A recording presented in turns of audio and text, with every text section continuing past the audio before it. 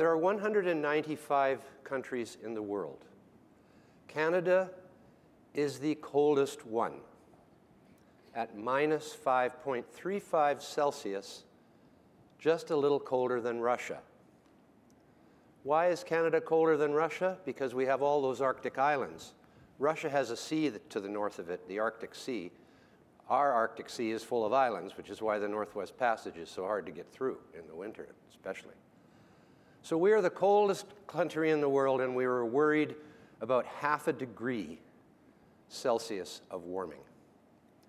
Every degree Celsius of warming means we can grow food 200 kilometers further north. So 2 degrees of warming would give us 400 kilometers further north across the whole country and Russia. And yet, people are worried about this as a negative thing in our future. I'm just going to use this graph to talk about a couple of points because it's been shown to you already. The graph in the blue of temperature over the last 570 million years and of CO2 in the purple line. As you can see, they are usually negatively correlated, as here, for example, one goes down, the other goes up, the other goes up, the other goes down.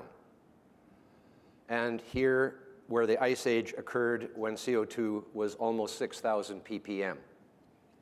If you look at the far right of the screen, you can see that in this Pleistocene Ice Age, which is the last 1.66 million years there, this is a log scale, it is colder now on the Earth, even with this being an interglacial period, than it has been for 250 million years plus. So for 250 million years before 2.6 million years ago, the world was warmer.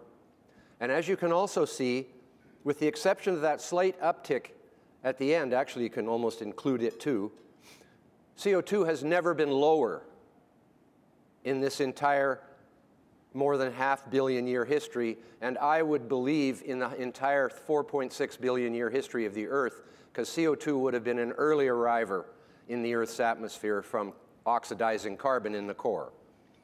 So there you go. We're at the lowest temperature in 250 million years, and we're at the lowest CO2 in 4.6 billion years, and that little uptick at the end on the right side is our contribution to global CO2.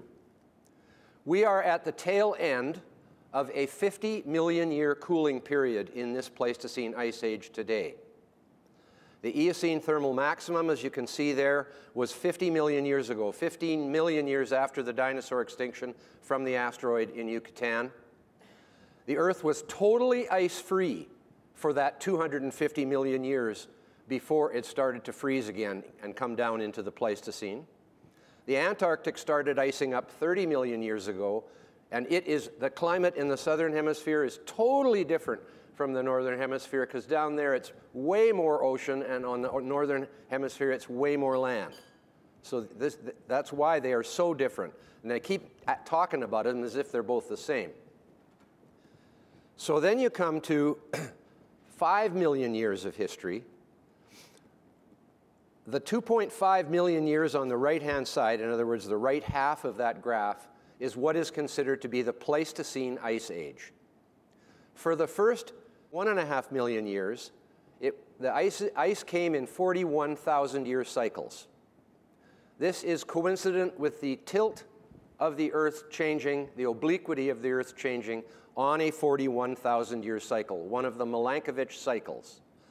Then it suddenly switched, which is known as the Pleistocene conundrum, to 100,000-year periods based precisely almost on the orbital variation from thinner to more circular. And that's what happened. It changed for some reason. No one knows why. But this is the Ice Age we're in now, and there's no reason to suspect that we will come out of it anytime soon.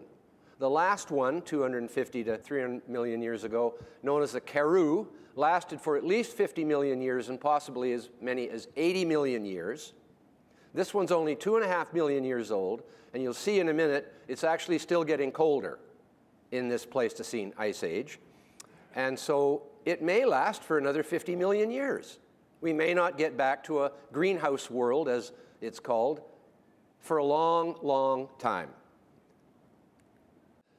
This is what it looked like here in Toronto 21,000 years ago. And there's the skyline showing the CN Tower underneath the word Toronto.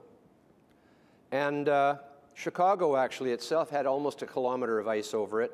Boston over a kilometer.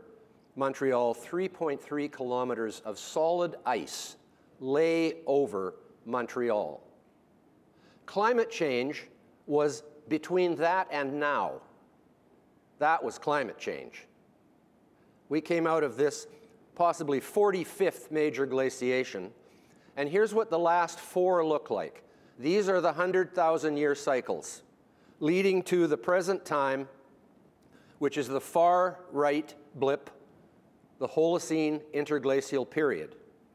As you can see, the previous interglacial period, the Eemian, was warmer than this one.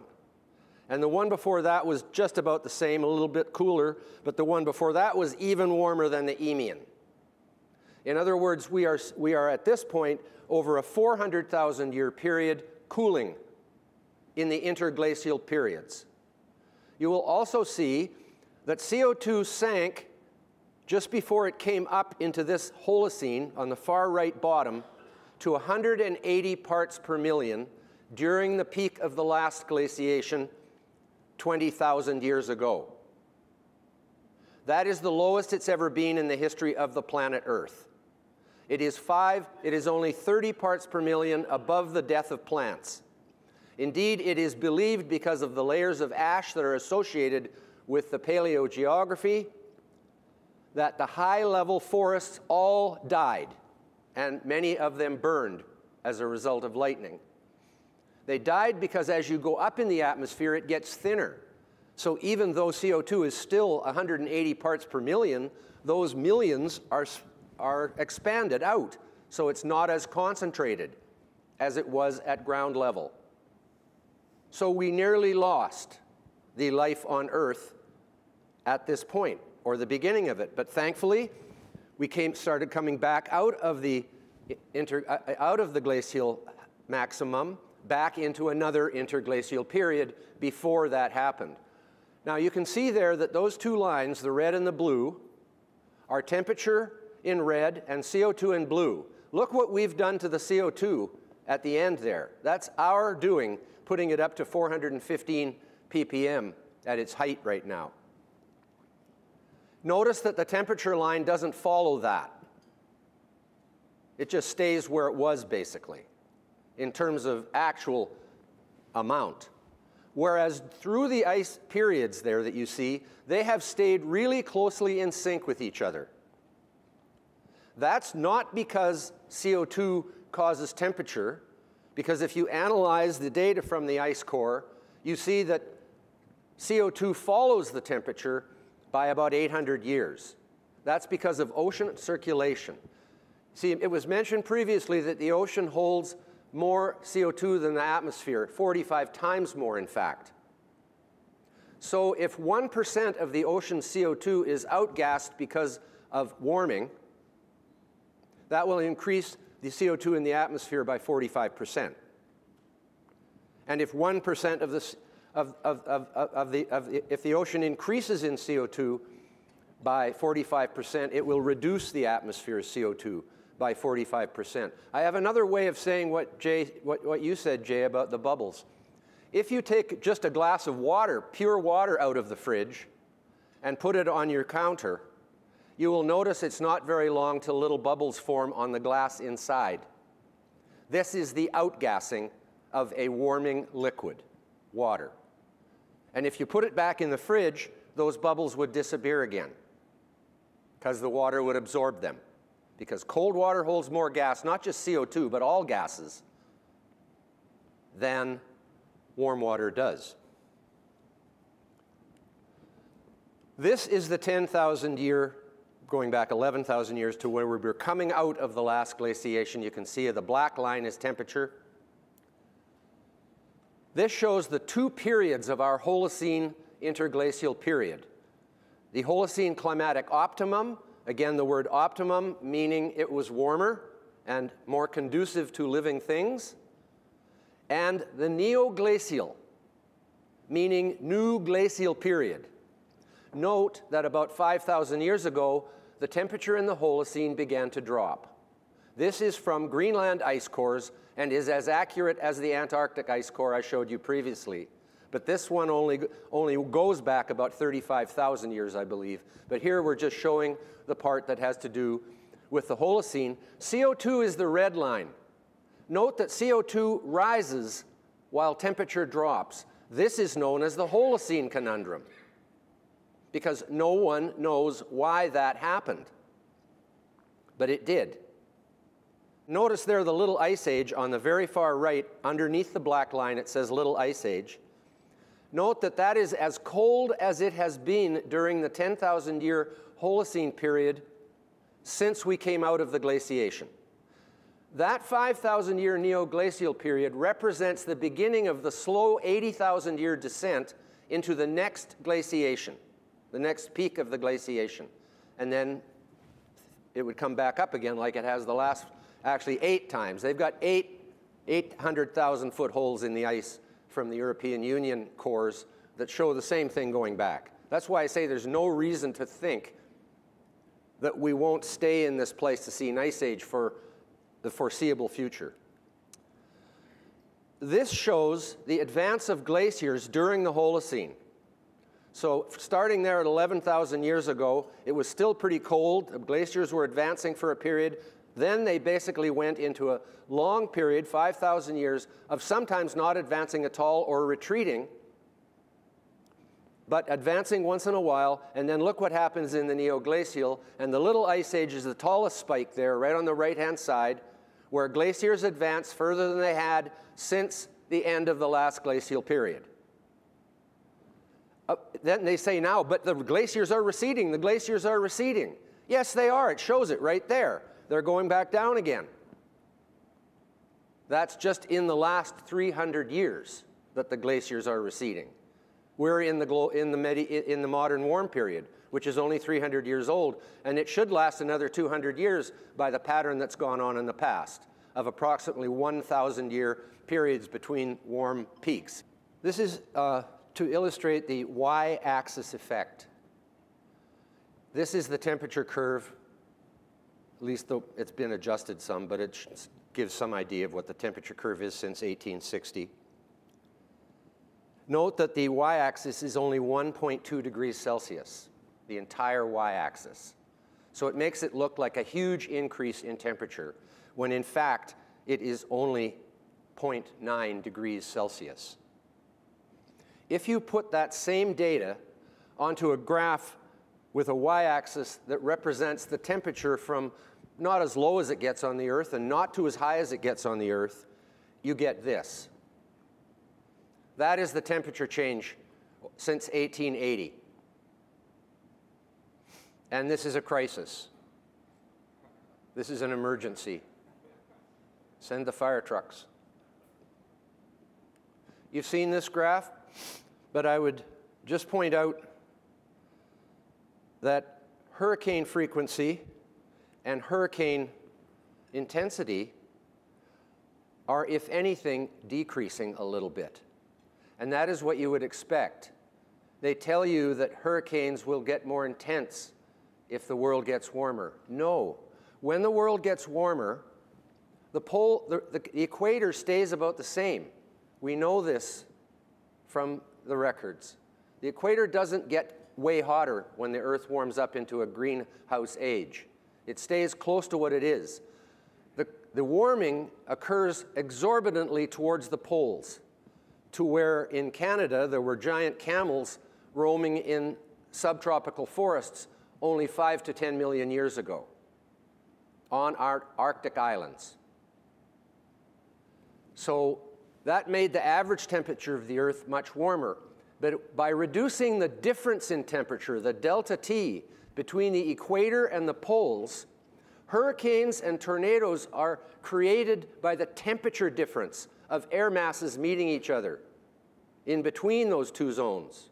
That's why there's so many tornadoes in the United States compared to the rest of the world because there's no mountains between the Gulf of Mexico and the North Pole in the middle of the continent. It was an ancient sea, and so it's flat the whole way. That's why that Arctic air mass can just come flying down into Alberta and right across the whole USA. And so that is what we should expect, is less intense hurricanes and less intense tornadoes in a warming world. It's a fact. This is the loss of property due to all weather-related disasters as a function of per capita GDP, largely because of better infrastructure, doesn't blow down in a hurricane, and better early warning. When the hurricane hit the coast of Texas in 1896 or whenever it was, and just destroyed the place and killed, I think, thousands of people, they didn't know it was coming. It helps to know a couple days ahead. And that's what we have now. And here is the drought. And again, with hurricanes, they will weaken and reduce in numbers as the world warms. You are told that carbon dioxide being absorbed by the oceans as we keep put more in the air is going to make the oceans acidic, ocean acidification, and that all the shellfish and the coral reefs and the plankton with coral with calcium carbonate shells will all dissolve and die, and the food chain of the sea will be destroyed, and everything will die, and it will die even more. Like it just keeps dying, right? But this ammonite, which was one of hundreds of species of ammonites that roamed the sea by the billions, was made of a shell. It had an armor-plating shell on it. It had eyes, too, sort of like the octopus, and only it had a shell all around it. It survived at 2,000 parts per million CO2 for millions of years until the asteroid made it extinct. It took an asteroid to get that. No, ocean acidification is fake. It is a total fabrication. And I've written a paper on it that proves that, peer-reviewed, that there's 5 reasons why ocean acidification will never happen. One of the main ones is they make it out as if calcification occurs in the sea, so that the pH of the seawater will be the thing that affects calcification. No, calcification occurs inside the animal or the plant in the case of coccolithophores, which is a plankton, a phytoplankton. It doesn't occur in the sea. It occurs under controlled conditions, just like our digestion occurs under controlled conditions in our stomach. We don't digest our food out here in the air or underwater for a fish in the water. Everything that happens inside our body is controlled. The chemistry is controlled, the temperature is controlled, everything's controlled, and enzymes are doing their work. So there's no way that a little bit of less alkalinity in the ocean. As a matter of fact, there are clams and mussels that live in fresh water, and it's acid, actually acidic. There's some clams that can live at pH 5. So that disproves it kind of pretty much right there. Of course, the polar bears are going extinct due to warming and ice loss. How many people can go to the Arctic and count the polar bears? I have this theory that almost all the disasters and catastrophes and threats of doom are based on invisible things or things that are so remote that no one can personally verify it through observation, which, as James mentioned, is the first step in science. And therefore, we rely upon the media, activists, and politicians to tell us what's happening with the polar bears. This is how the media told us what was happening with the polar bears just a couple years ago. What climate change looks like, National Geographic. I gave up my subscription to National Geographic, which my dad had bought me when I was a kid in February of 1999, when they had an edition titled The Sixth Great Extinction. Anyways, I won't tell you that whole story, but that was when they turned into science porn. And that was when they went sensational and didn't care about facts anymore. And here's another one. This is the face of climate change, from some outfit that's probably bringing in millions of dollars from people who believe what they're telling them. This is a dying hungry bear, probably with no teeth. It's old. It's going to die. Like as if there's a category of polar bears that never die, right? And they don't have an old folks home to go to. So they have to wander around in the outside until they're dead. Just like the native people of old went and died under a tree out in the cold. Before 1973, there was unrestricted hunting of polar bears in all of the polar countries, all of the Arctic countries. They had been reduced to a population between 6,000 and 8,000. Have you ever heard of the treaty that was signed in 1973 amongst all circumpolar nations? How many of you have heard of it? It was signed by all the polar nations to restrict hunting on polar bears. Norway banned it altogether. Canada allows 2% of the adult population per year to be hunted by big game hunters, with required to pay good money to Inuit guides. So it's an income for them. Now the population is between 22 and 31,000. How many of you know that? That is the official estimate, and even the World Wildlife Fund accepts it because they have no way of not accepting it because they counted them and wrote it down on a piece of paper for each of the 13 regions of the Arctic. There may be as many as 40,000, but I won't use that number because this is the official number, and that's good enough for me, a 400% increase in polar bears since 1973. Yeah, but the World Wildlife Fund, if you go to its website where it says it accepts this number, it says, but we predict a 30% decline in the next 3 decades because of climate change. Doesn't matter what you say to these people. They keep saying it's going to be a catastrophe no matter what good things happen in the world. This shows, again, that the Eemian was warmer than the Holocene, and polar bears were around in the Eemian. And if they're still around now, they must have survived that warmer period than now, and the whole of the ice of the glaciation that occurred from then down. Polar bears are not a species. They are a variety of grizzly bear, otherwise known as the Eurasian brown bear before they came across the land bridge and got into the New World. Polar bears can breed with grizzlies and produce viable young that can breed too. That is the definition of a species, that can produce fecund young. So the whole thing is a complete hoax that's been pulled over people's eyes because they can't verify it for themselves by dishonest people. I can tell you one thing about the people that are presenting to you today, including myself. We are honest. We are not liars. But there are a lot of liars on the other side, and deniers. They're the real deniers, the ones who deny this history and this truth. And they call us deniers, which is about as nasty an insult as you could give to people. But they're giving it to honest people. I'm giving it to liars. They tell you that the more ice there is in the Arctic, the more polar bears there'll be. Well, this looks like enough ice. It was in April of this year. A shot taken from the satellite above the North Pole. You can see Greenland there on the right and Hudson's Bay with a tiny little bit of water showing just above James Bay. It's not true that the more ice there is, the more polar bears there will be. What if the whole Arctic Ocean is covered in ice? How will plankton grow in an ocean that has no sun shining on it?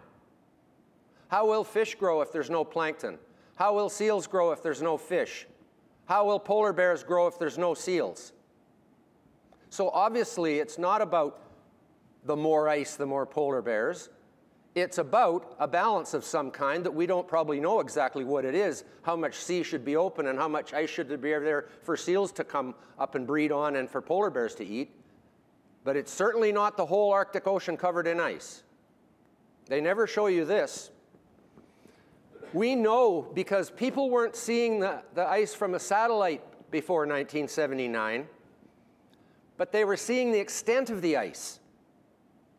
They had enough boats out there looking around for things and exploring to know how far the ice had come that season. So they knew where the perimeter was.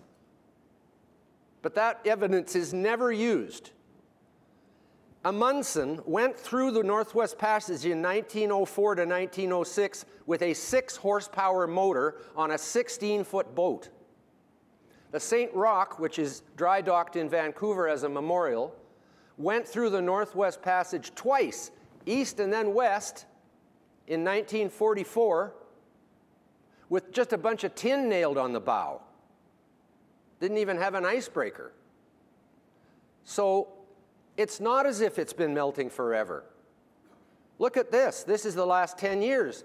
There's no significant change in the last 10 years. Who knows, it might start icing over more soon. We don't know the answer to that. One thing that drives me nuts is the people who say they can predict the future seem smarter than me. Because I admit that I can't, because I'm not smart enough, I guess. The crystal ball is a mythical object. A computer model, the output of a computer model, is entirely dependent on the assumptions used to make the input of a computer model. And if you run that computer model 85 million times with the same input, it will give you the same output all 85 million times. People think this is a crystal ball, or at least they pretend they have one. It's not, it's any more than a fortune teller, or the golden fleece or whatever, the grail, you know? It's not true. Now, wonder why you haven't heard a lot about polar bears lately. You haven't, have you? There hasn't been a lot of big scare about polar bears, no headlines lately. Well, it just so happens that the Nunavut territorial government in Iqaluit, which is the capital on the southern end of Baffin Island, which is like an icebox still in May, they had a meeting last fall. At that meeting was tabled a report by their committee on polar bears. And that committee said there's too damn many bears. They're eating people. They're breaking into their houses. This is what they said. Actually, too many polar bears. They used the word actually there on purpose because that means, it's questionable, right? But there are too many polar bears as far as the Inuit people who've lived there for 3,000 years and do not just go up there for 2 weeks a year to have a committee meeting of some kind. They actually live there and have to deal with this situation. And this is not recognized by the Greens at all. As a matter of fact, because they can't answer it, they ignore it. Because you don't go questioning the government of Nunavut made up of Inuits who've been living there for 3,000 years. So they just don't talk about it and predict a 30% decline in the next 3 decades. Oh, the good news. There's the good news. NASA's there, NOAA's there. These organizations are not monolithic. There are people within them that actually know what's going on. But they also get, between the two of them, over $2 billion in climate money from the federal government every year, and they don't really want to give that up. So if you are a career person in NASA or NOAA, you can talk about global greening now because it's a fact and there's no doubt about it. It's been measured by satellites, and many different countries have done the work. But you'd better not talk about CO2 being a good thing. And you'd better not deny climate change caused by humans, which is catastrophic. That's only the group that calls itself the Right Climate Stuff can do that. They are retired NASA astronauts and space engineers and space station architects, guys like that. They got a bit of education going for them. They are the Right Climate Stuff, and they're total skeptics. They don't believe a word of it. But they weren't able to say so till they retired. But they are able to talk about this, which is an amazing thing that's happening up until now. Before we started putting CO2 in the air, when there was only 280, but when it was 180, they were almost all dying. But even at 280, plants are starving to death for CO2. It is the limiting factor on their growth in the whole world if there's enough water and nutrients present in the location for plants. CO2 will be the limiting factor. And it still is today. But now we've fertilized these plants with a third again as much CO2. They're giving up to 30% increase in biomass and growth, especially in the driest places in the world. This is the CSIRO's work. It was the pioneering work, the Commonwealth Science and Industry Research Organization, the peak science body in Australia. They are resulting in this greening of the Earth, and notice that it's more pronounced in the driest parts of the planet. And that is because CO2 also makes plants more efficient with water, because now they don't have to have so many holes in the bottom of their leaves to suck in CO2, because CO2 is in a higher concentration, and so they can reduce the number of those stomata or close them more and thus lose less water. That is why plants are now creeping out onto grasslands all around the world, and where it's dry, like look at the sub-Saharan Sahel there, greening right up, and they say it's turning into a desert. This is where the people lived when the Sahara was green in the Holocene climate optimum. Then when it got dry, when the neoglacial began, they moved into the Nile Valley, and that's believed to have been what caused all those people coming together, caused the Egyptian empire to emerge from that, because all those red dots are towns on the Sahara Desert there. A warmer world will be a wetter world. A warmer world will evaporate more water from the sea, and the clouds that are formed will have a cooling effect, which will moderate warming. So it's not going to be runaway warming, but it'll be a wetter world and a lusher world. India and China have planted more new trees and created more new forests than all the rest of the countries put together. That's not our fault, because there actually isn't any room for more trees in Canada. But they had room for more trees. I'm sort of joking, but we do have as many trees as we need at this point. And unfortunately, for the top half of the country is too cold for trees to grow. So if it got warmer, then we could expand the forest up there. India and China are the leaders in greening the world. And here's what happens when you add CO2 to a greenhouse. This was actually not even a greenhouse. It was just enclosed in plastic. Because CO2 is the heaviest gas in the atmosphere, it tends to be able to sink down or stay down when you put it in. And so when you added CO2 to 150 plus or 300 plus or 450 plus, so there you have 850 ppm, the trees grow 3-4 times as fast. That's why every commercial greenhouse operator in the world buys carbon dioxide to put it in their greenhouse, or uses the exhaust from their gas or wood heaters, which is rich in CO2, after putting it through a filter, to enhance the CO2 in their greenhouse up to 800 to 1,500 ppm. In other words, 2 to 4 times higher than it is in the atmosphere today, to get 20 to 60% increase in yield in a shorter time in their greenhouses. Every greenhouse grower knows this, that the present atmosphere of planet Earth is a starvation diet for all the plants out there, except for the C4 plants, which are only 5% of the plants. And they only evolved because of low CO2. They are more efficient at using CO2. Corn is one of them. And there are quite a number of others. But most of our food crops are C3 plants, which is the way plants photosynthesized before this drought in CO2 emerged. You can see that CO2 is getting lower all the time, whereas temperature just goes ups and downs. In other words, they're not related, but what's causing the CO2 to get lower and lower? Look where the carbon is. Notice all these flows, atmosphere 850, that's how much is up there. Plants have 560, soils 1,500, so between plants and soils they have twice as much carbon in them as the whole atmosphere of the Earth. That's how low it is. It used to be in the thousands up in the atmosphere, not 850. Look at the fossil fuels containing 5,000 to 10,000 billion tons of carbon, but look at the number below that. 100 million billion tons of carbonaceous rocks. What are carbonaceous rocks? They are calcium carbonate and calcium magnesium carbonate formed by living things, the shells of calcifying marine organisms.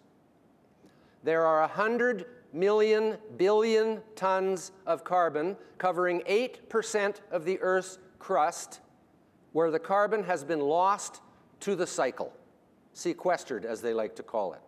It is missing in action. These guys did it. 500 million years ago, many species of marine life learned to control the crystallization of calcium carbonate to make armor plating for their soft bodies. Crabs and shrimp are in this too. I just don't have them in the picture. But these are ones that have solid calcium carbonate shells. The coccolithophores on the left are plants. They are microscopic, and they're beautiful. Then you have the seashells on the top, the mollusks. And then on the left, you have the foraminifera, which are animals, zooplankton. The little holes in that netting exactly fit one of those coccolithophores in it. So they go through the ocean sideways, grazing through blooms of coccolithophores and feed up. That's the food chain in the sea beginning. Then you have the coral reefs, which are 50% of all the calcium carbonate that has been made into sediment. That's where the gas and oil is too, because the organisms that were inside those dead calcifying marine species turned into gas and oil. So the shale deposits are largely made of calcium carbonate. So that's where the calcium carbonate went. That's where the CO2 went. That's why that green line keeps going down, because the marine calcifying organisms, unbeknownst to themselves, were presaging the death of life on Earth for lack of carbon dioxide. We came along. This is what would have happened in the absence of human CO2 emissions. That blue line, which is a line that did occur for 150 million years, and we know it, I have only extrapolated it down to zero, and long before it got to zero, the life would be dying on the Earth. We have restored a balance to the global carbon cycle just as inadvertently as the calcifying species presaged its doom. We are not the destroyer of life, we are its salvation. And I've been giving this presentation for 5 years at the Global Warming Policy Fund in London, England, by the Thames River, in the Institute of Mechanical Engineers, with a lot of really smart people in the audience, and 100 times since, and no one has questioned this. No one has said you're full of it. It's nothing to do with the calcifying marine organisms, and life would not have disappeared if we hadn't come along and started restoring a balance. Someday, believe me, every country will be required, when the fossil fuels are gone, which will be a long time from now, we're sure not going to see it, when the fossil fuels are gone and all we have left is nuclear energy and hydroelectric, we can make carbon dioxide from limestone with solar energy and nuclear energy if we wanted to. We can make carbon dioxide from limestone to replenish the CO2 because we don't want to kill all the marine calcifying species. We want to be able to keep replacing the carbon they take out. Every country in the world will have a quota for the amount of CO2 that it is required to release annually in order to be in line with international norms and the survival of life on Earth. That is my positive message. We are the salvation of life, not its destroyer. Thank you very much. Hey, that was great. Thank you, John. All yours.